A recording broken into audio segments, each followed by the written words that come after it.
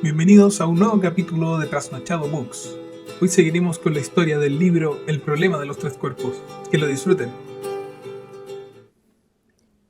Capítulo 9. El universo hace una señal. Wang Miao condujo por la carretera Jingmi hasta llegar al condado de Miyun. De ahí se dirigió a Heilongtan. Luego siguió las sinuosas curvas que llevaban hasta lo alto de las montañas y por fin vio el observatorio radioastronómico del Centro Astronómico Nacional de la Academia de las Ciencias China. En él se erigían 28 antenas parabólicas dispuestas en fila, con sendos discos de 9 metros de diámetro, en lo que parecía una hilera de espectaculares plantas de acero. Al fondo había dos grandes radiotelescopios, cuyos platos medían 50 metros de diámetro cada uno. Habían sido construidos en el año 2006. Conforme se acercaba el coche, no pudo evitar recordar aquella fotografía de Wenqi con su hija. El trabajo de su exalumna, la doctora Cha Ryu-shan, no tenía nada que ver con aquellos radiotelescopios. Su laboratorio se encargaba principalmente de recopilar los datos de 3 satélites: el explorador de fondo cósmico COBE, lanzado por la NASA en 1989 y a punto de ser retirado; su sucesor, la sonda Wilkinson, lanzada en 2003, y el de la misión Planck, el observatorio espacial lanzado por la Agencia Espacial Europea en 2009. La radiación del fondo cósmico de microondas concordaba de manera muy precisa con el espectro de cuerpo negro a una temperatura de 2725 grados K y era altamente isotrópica, es decir, casi totalmente uniforme en cualquiera de las direcciones, con mínimas fluctuaciones en el rango de las partes por millón. El trabajo de Cha Ryu-shan consistía en crear un mapa lo más detallado posible del fondo cósmico de microondas, partiendo de los datos recogidos en las observaciones. El suyo no era un gran laboratorio. Los equipos que recibían datos de los satélites se apilaban en la sala de ordenadores principal. En el exterior, 3 grandes monitores mostraban la información de cada uno de los satélites. La doctora Cha pareció encantada de verlo y mostraba las ganas de hablar de quien lleva mucho tiempo trabajando solo en un lugar aislado. Enseguida quiso saber qué clase de datos le interesaban. Quiero observar la fluctuación general del fondo cósmico de microondas. ¿No podría ser más específico? Preguntó la doctora, visiblemente perpleja. Lo que quiero decir es que deseo observar la fluctuación isotrópica en todo el fondo cósmico de microondas, de 3K, entre el 1 y el 5%, respondió Wang, citando de memoria el correo de Chen Yufei. La doctora desplegó una gran sonrisa. Coincidiendo con el cambio de siglo, el Observatorio Radioastronómico Miyun se había abierto a las visitas. A fin de ganarse un sobresueldo, la doctora Cha aceptaba dar charlas o hacer de guía. Aquella era justamente la sonrisa con la que se había acostumbrado a responder a los comentarios más ignorantes de los visitantes. Profesor Wang, Dijo. entiendo que no es usted un especialista en la materia. Así es. Mi campo es la nanotecnología. Ya veo. Igualmente, tendrá una mínima noción de lo que es el fondo cósmico de microondas de 3K, ¿no? Lo único que sé es que conforme el universo se fue enfriando después del Big Bang, las ascuas residuales, por así llamarlas, se convirtieron en radiación de fondo de microondas. Esa radiación inunda el universo entero y puede observarse en una longitud de onda en el rango del centímetro. Creo que fue descubierta en los años 60, cuando 2 estudiantes probaban una antena de recepción por satélite hipersensible. Con eso es suficiente. Lo interrumpió la doctora.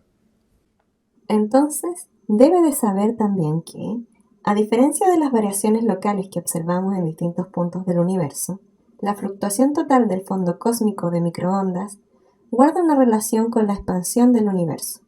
Se trata de un cambio extremadamente lento, cuando se mide en comparación con la edad del universo. Es posible que, incluso contando con la gran sensibilidad del satélite Planck, un periodo de observación continua de 1.000.000 de años fuera incapaz de detectar ningún cambio de esa naturaleza. ¿Y usted quiere ver una fluctuación del 5% esta noche? ¿Es consciente de lo que eso significaría? Sería como si el universo entero parpadease, igual que un tubo fluorescente a punto de fundirse. Lo hará para mí, pensó Wang. La profesora Yi debe estar gastándome una broma, Musitó la doctora, incrédula. Ojalá fuera el caso. Wang no pudo ser más sincero. Estuvo a punto de confesarle que su antigua profesora no estaba al corriente de lo que le movía a realizar semejante petición, pero luego temió que se negara a ayudarlo. En fin, la profesora Yi me ha pedido personalmente que la ayude, así que procederemos con la observación. No es nada complicado. Como solo necesita una precisión del 1%, bastará con que usemos datos del explorador del fondo cósmico Kobe. La doctora Cha empezó a teclear furiosamente ante el terminal correspondiente. De repente, apareció en él una línea verde. Esta curva es una medición en tiempo real del fondo cósmico de microondas. En realidad, es más apropiado hablar de la línea más que de la curva.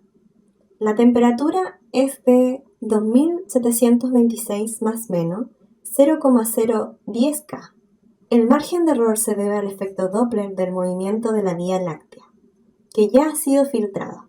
Si el tiempo de fluctuación que usted espera observar superior al 1% se da realmente, esta línea se volverá roja y pasará a ser un gráfico de ondas. Personalmente, apuesto que seguirá siendo una línea verde hasta el fin de los tiempos. Si espera una fluctuación observable a simple vista, me temo que tendrá que esperar hasta la extinción del Sol. ¿Estoy interrumpiendo su trabajo? Por eso no se preocupe.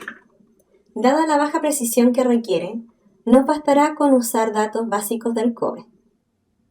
Ajá, ahí lo tiene. A partir de ahora, en caso de producirse una de esas grandes fluctuaciones que espera, los datos se grabarán automáticamente en el disco. Me parece que hasta la 1 no pasará nada. Vaya precisión. En fin, no importa. De todos modos, hoy hago el turno de noche. ¿Ha cenado ya? Bueno, pues entonces le enseñaré las instalaciones. Era una noche sin luna. La doctora le señaló las antenas por las que pasaban. Impresionantes, ¿verdad? Qué lástima me da que sean como los oídos de un sordo. ¿Qué quiere decir? Desde que se completó la construcción, no ha parado de haber interferencias en las bandas de observación. Empezaron con los servicios de busca a personas de los 80 y llegan hasta la actualidad. Con todo el embrollo de las redes de comunicación móvil y las antenas de telefonía, estos telescopios son capaces de realizar numerosas tareas científicas: monitorear el cielo, detectar fuentes de radios variables, observar los restos de una supernova. Pero no podemos realizarlas con normalidad. Nos hemos quejado a la Comisión Reguladora de Radiotelecomunicaciones en múltiples ocasiones, pero nunca hemos conseguido nada. ¿Cómo vamos a enfrentar una China móvil? ¿A una China Unicom? ¿A una China Netcom? Sin dinero de por medio. Los secretos del universo no importan nada. Menos mal que mi proyecto solo depende de los datos de los satélites, que no tienen nada que ver con estas atracciones turísticas. En los últimos años, la comercialización de la investigación básica ha sido bastante exitosa, dijo Wang. También en la física de altas energías. No sé, quizá debamos construir los observatorios lo más alejados posible de las ciudades. Vuelve a ser una cuestión de dinero. Ahora mismo, nuestra única opción es hallar los medios tecnológicos capaces de protegernos de las interferencias. Ojalá pudiéramos seguir contando con la profesora Yi. Su contribución en este campo fue enorme. La conversación viró entonces hacia la profesora, y Wang pudo al fin conocer, por boca de su antigua estudiante, su azarosa vida. Le habló de cómo había presenciado la muerte de su propio padre durante la Revolución Cultural, de la injusta acusación que sufrió en el cuerpo de producción y construcción de Mongolia Interior y de cómo luego había desaparecido del mapa, hasta que en los años 90 regresó a Pekín para impartir clases de astrofísica en la Universidad de Tsinghua, donde había enseñado su padre, hasta su jubilación. En los últimos tiempos hemos sabido que pasó 20 años en la base de Costa Roja. ¿Costa Roja?, exclamó Wan, anonadado. ¿Me está diciendo que la leyenda era cierta? En su mayor parte, sí. Uno de los investigadores que desarrollaron el sistema de codificación para el proyecto Costa Roja emigró a Europa el año pasado y publicó sus memorias. Todos los rumores que circulan tienen su origen en este libro, y al parecer casi todos son ciertos. Muchos de los implicados aún siguen con vida. Pero es una historia increíble. Especialmente teniendo en cuenta la época en que sucedieron los hechos. Siguieron conversando. La doctora le preguntó acerca del propósito de su singular petición, pero Wang evitó ser claro en su respuesta. Ella tampoco quiso presionarlo. Su orgullo profesional le impedía mostrar excesivo interés en una petición que claramente iba más allá de sus capacidades. A continuación, lo llevó a un bar para turistas que abría toda la noche, y allí pasaron un par de horas. Ella, cuanto más cervezas bebía, más distendida se mostraba. Wang empezó a inquietarse, pensaba en aquella línea verde en el monitor del laboratorio. Pero hasta casi la 1:10, la doctora estuvo evitando llevarlo de vuelta al laboratorio. A esa hora, las luces que habían iluminado las antenas se habían apagado, y éstas conformaban una negra estampa bidimensional, recortada contra la noche. Parecían una hilera de símbolos abstractos. Todas ellas apuntaban al cielo en el mismo ángulo, como si esperaran algún tipo de suceso. Wang sintió un escalofrío pese a la calidez de esa noche primaveral. Aquellas antenas le recordaban los grandes péndulos de 3 cuerpos. Llegaron al laboratorio justo a la 1 de la mañana. En cuanto miraron el terminal, vieron que la fluctuación estaba comenzando. La línea plana se convirtió en una onda de picos irregulares. Parecía una serpiente roja, cuyo cuerpo lleno de sangre se contorneaba con furia tras el fin de una hibernación. Debe de ser una avería del Kobe, exclamó aterrorizada la doctora Cha, con los ojos fijos en el monitor. No es ninguna avería, respondió Wang con tranquilidad. Estaba aprendiendo a controlarse frente a cualquier suceso. Enseguida lo sabremos, dijo ella, abalanzándose sobre los otros 2 terminales y tecleando para hacer aparecer los datos que enviaban la sonda Wilkinson y el satélite Planck. 3 idénticos gráficos de onda bailaban ahora simultáneamente desde ambos monitores. La doctora se apresuró a encender un ordenador portátil al que conectó un cable de red y luego descolgó el teléfono. Aun cuando solo podía escuchar su parte de la conversación, Wang supo que trataba de contactar con el Observatorio Radioastronómico de Urumqi. Ella no se molestó en explicarle lo que intentaba conseguir. Tenía la vista fija en la ventana del navegador del portátil. Wang escuchó su agitada respiración. Al cabo de unos minutos, apareció en la pantalla del portátil un gráfico de ondas rojo que se movía en perfecta sincronía con los otros 3. Tanto los satélites como los aparatos de observaciones basadas en tierra de Urumqi confirmaban un mismo hecho. El universo parpadeaba. ¿Podría imprimir el gráfico de ondas?, pidió Wang. Cha asintió mientras se secaba el sudor de la frente con la mano. Movió el cursor con el ratón y pulsó el botón de impresión. Wang cogió la primera página en cuanto salió de la impresora láser. Usando un lápiz, comenzó a cazar las distintas distancias entre los picos del gráfico con la tabla de código Morse que llevaba en el bolsillo. Corto, largo, largo, largo, largo, corto, largo, largo, largo, largo, largo, largo, largo, largo, largo, largo, largo, largo, corto, corto, corto, corto, largo, largo, largo, corto, largo, largo, largo, largo, corto, corto, corto, largo, largo, largo, largo, corto, corto, corto. Eso es 1108, 2.21, 2.37. Pensó. Corto, largo, largo, largo, largo, corto, largo, largo, largo, largo, largo, largo, largo, largo, largo, largo, largo, largo, corto, corto, corto, corto, largo, largo, largo, corto, largo, largo, largo, largo, corto, corto, corto, largo, largo, largo, corto, corto, corto, corto. Eso es 1108, 2.21, 2.36. La cuenta atrás seguía su curso, ahora a escala universal. Habían pasado 92 horas desde que la viera por última vez. Solo quedaban 1108 horas.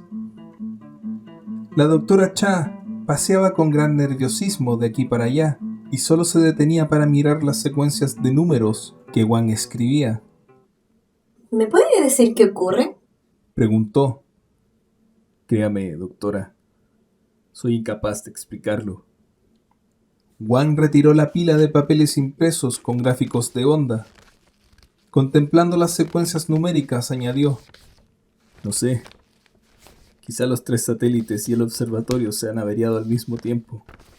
Sabe que eso es imposible. ¿Y si se trata de algún tipo de sabotaje? Tampoco. Alterar simultáneamente los datos de 3 satélites, además de un observatorio terrestre, estaríamos hablando de un saboteador con poderes sobrenaturales. Wang asintió. Prefería esa hipótesis a la posibilidad de que el universo realmente le estuviera mandando una señal. La doctora se encargó de terminar con sus esperanzas. No es algo difícil de confirmar. Dijo. Si de verdad el fondo cósmico de microondas está fluctuando de esta manera, lo veremos con nuestros propios ojos. ¿Qué insinúa? La longitud de onda del fondo cósmico de microondas es de 7 centímetros. Eso son 5 órdenes de magnitud más largos que la longitud de onda de la luz visible. ¿Cómo vamos a observarlo a simple vista? Usando gafas de 3K. ¿Gafas de qué? Preguntó Wang. Un artilugio de carácter divulgatorio que nos encargó el planetario de la capital. Respondió la doctora. A base de emplear la tecnología de la que disponemos, redujimos el tamaño de aquella enorme antena gracias a la cual Penzias y Wilson descubrieron el fondo cósmico de microondas hasta que cupo dentro de unas gafas. Luego a estas les incorporamos un convertidor que comprimía la radiación detectada en 5 órdenes de magnitud, a fin de convertir en luz roja visible las ondas de 7 centímetros. Así es como las gafas de 3K permiten que los visitantes del planetario en horario nocturno sean capaces de observar el fondo cósmico de microondas. Y ahora nos van a servir para ver parpadear el universo. ¿Y dónde puedo encontrar esas gafas? Están todas en el nuevo planetario de la capital. Fabricamos unas 20. Necesito conseguir un par antes de las 5, dijo Wang. La doctora Cha descolgó el teléfono, marcó un número y aguardó pacientemente hasta que por fin la atendieron desde el otro lado de la línea. Tardó varios minutos en convencer a quien fuera, que acababa de despertar, de la necesidad de desplazarse hasta el planetario en plena noche y esperar la llegada de Wang. Mientras lo acompañaba hasta el coche, la doctora le dijo: No voy con usted porque lo que acabo de presenciar me basta para estar segura de que lo que ocurre es cierto. No necesito mayor confirmación. Sí, espero que cuando lo estime oportuno, se tome la molestia de contarme de qué va toda esta historia. Ah, y en caso de que el fenómeno origine cualquier clase de investigación con resultados, Tenga por seguro que no me olvidaré de usted. El parpadeo se detendrá a las 5 de la mañana, repuso Wang, ya dentro del coche, apoyando el brazo en el hueco de la ventanilla. Le sugiero que no trate de investigarlo. Créame, no conducirá a nada. La doctora lo observó. Al rato dijo, asintiendo con la cabeza: Entiendo. Últimamente ocurren fenómenos muy extraños en el mundo de la ciencia. Eso es, contestó Wang, y guardó silencio para no ahondar más en el asunto. ¿Nos ha llegado la hora? Preguntó ella. A mí como mínimo sí, respondió él, encendiendo el motor. Una hora más tarde, llegó al nuevo planetario y aparcó. Las luces de la ciudad atravesaban las paredes del enorme edificio de cristal y revelaban su estructura interna. Wang se dijo que si su arquitecto lo había diseñado como metáfora del universo, podía felicitarse de su éxito, pues cuanto más transparente era, más misterioso le resultaba. El universo era justamente así, con tal de que la vista le alcanzara, uno podía ver todo lo lejos que quisiera. Sin embargo, cuanto más se adentraba en él, más insondable le resultaba. De pie ante la puerta, lo esperaba un empleado con aspecto somnoliento, que le entregó un maletín y dijo: Aquí dentro tiene 5 pares de gafas de 3K, con la batería cargada y lista para usar. Se encienden pulsando el botón de la izquierda y el dial de la derecha sirve para ajustar el brillo. Si fuera necesario, arriba tengo una docena más. Ahora usted dedíquese a mirar cuanto desee, que yo voy a echarme un rato en aquel cuarto de allí. La doctora Shah tiene que estar mal de la cabeza. Dicho esto, dio media vuelta y se perdió en la oscuridad del planetario. Wang abrió el maletín en el asiento trasero de su coche y escogió un par de gafas, que parecían el visor panorámico del casco de un traje virtual. Se las puso y miró alrededor. La ciudad conservaba el mismo aspecto que antes, solo que estaba más oscura. Entonces recordó que las gafas debían encenderse. Al hacerlo, la imagen de la ciudad se transformó instantáneamente en una amalgama de halos resplandecientes. La mayoría brillaba con una intensidad fija, pero algunos parpadeaban o incluso se movían. Wang sabía que, en el centro de cada uno, se hallaba una fuente de radiación en el rango del centímetro, que las gafas se encargaban de reconvertir en luz visible. Dadas sus grandes longitudes de onda originales, resultaba imposible distinguir sus formas. Levantó la vista y observó que el cielo estaba iluminado por una tenue luz rojiza. Fue así, con ese simple gesto, como por fin se halló observando el fondo cósmico de microondas. Aquella luz rojiza, último remanente del Big Bang, un ascua todavía caliente de la creación, llegaba hasta sus ojos tras un viaje de 10.000 millones de años. No fue capaz de ver ni una sola estrella. En principio, como la tecnología de las gafas se encargaba de convertir su luz, perceptible por el ojo humano, en invisible, debían de aparecer transformadas en puntos negros. Sin embargo, la difracción causada por la radiación en el rango del centímetro desdibujaba cualquier otro detalle. En cuanto sus ojos se acostumbraron a las gafas, notó que aquel fondo de luz rojiza temblaba levemente. En realidad, el cielo entero parecía estar produciendo el destello intermitente de una vieja bombilla colgada a la intemperie y a merced del viento. De pie bajo aquella luz que provenía del cielo nocturno, Wang sintió que el universo se encogía hasta contenerlo únicamente a él, tan minúsculo como un corazón bañado por la sangre translúcida de aquel brillo rojizo que ocupaba el cielo. Aún hallándose suspendido en mitad de aquel plasma, notó que el pulso, es decir, el temblor de la luz rojiza, era irregular. Eso le hizo sentir una extraña y perversa presencia de dimensiones colosales, que escapaba a la comprensión del intelecto.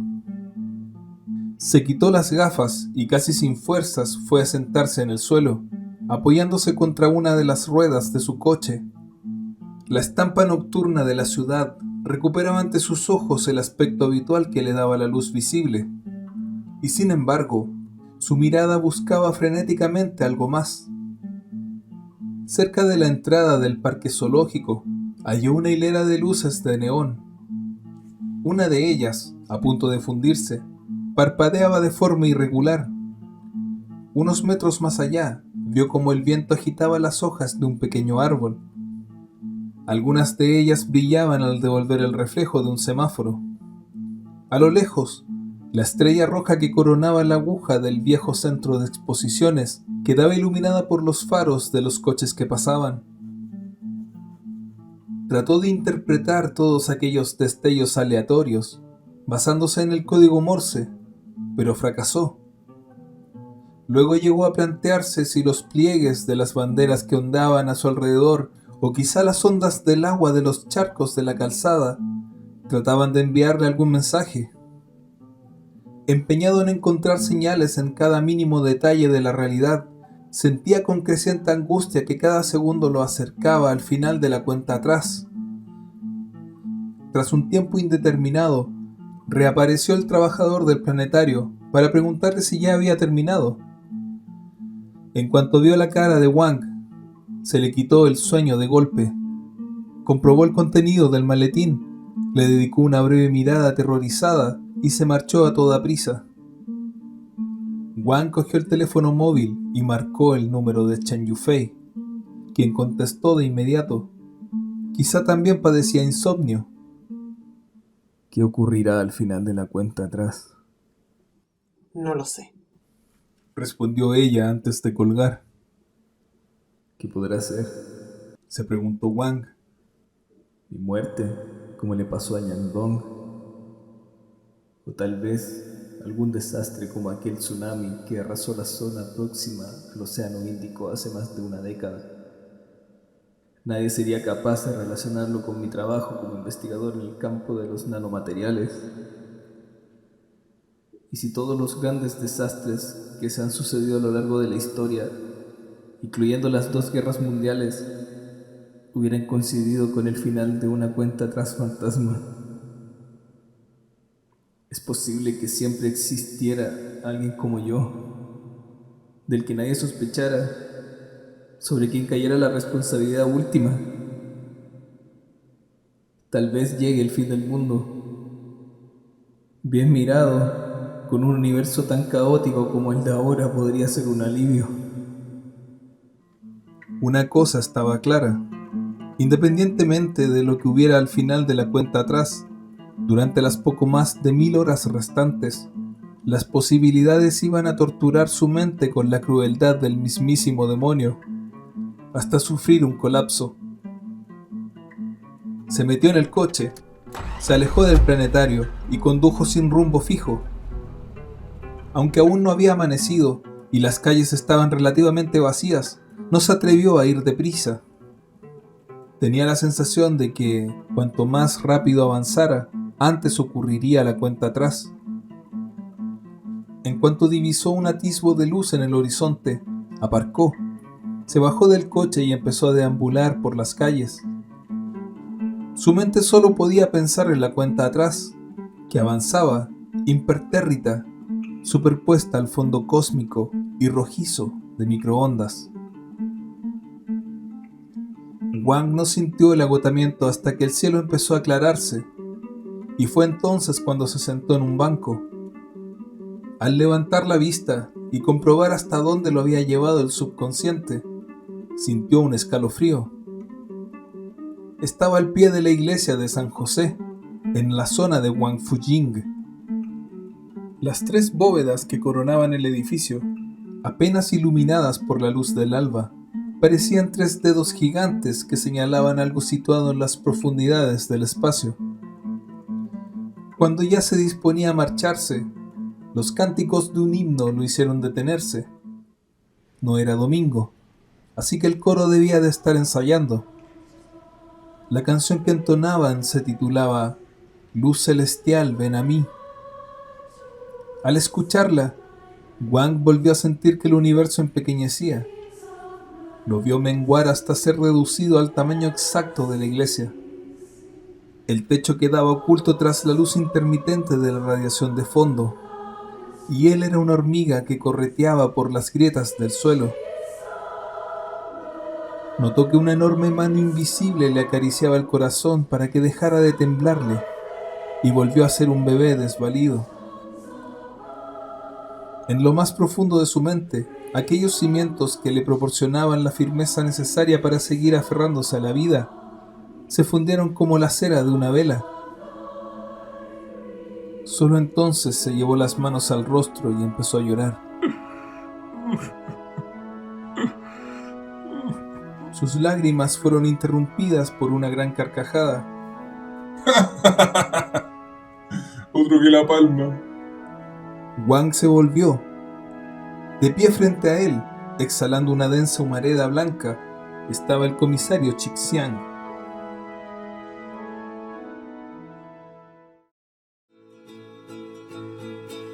Aquí termina el nuevo capítulo de Trasnochado Books. Recuerde dejar un me gusta, compartir y suscribirse a nuestro canal. Síganos en Facebook. Hasta la próxima.